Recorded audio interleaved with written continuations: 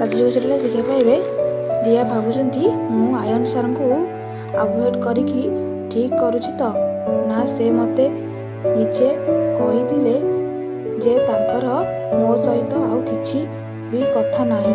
ସେ ପୁଣି ମୋ ପାଖକୁ କ'ଣ ପାଇଁ ଆସୁଛନ୍ତି? ତଥାପି ତାଙ୍କୁ ଏମିତି ଇଗ୍ନୋର କରିବା ଉଚିତ ନଥିଲା। କିନ୍ତୁ ମୁଁ କ'ଣ କରିବି? ହେ ମା ଦୁର୍ଗା ମୋତେ ଶକ୍ତି ଦିଅ ଯେମିତି ମୁଁ ମୋ ନିଜକୁ ସମ୍ଭାଳି ପାରିବି।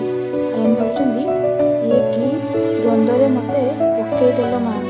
ମୁଁ ଜାଣିପାରୁନି ମୁଁ ଖୁସି ହେବି ନା ଦୁଃଖ କରିବି।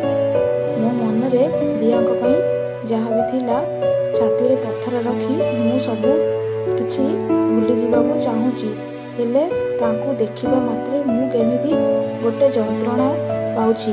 ଭିଡ଼ିଓଟି ଭଲ ଲାଗିଲେ ସବସ୍କ୍ରାଇବ୍ କରିଦିଅନ୍ତୁ।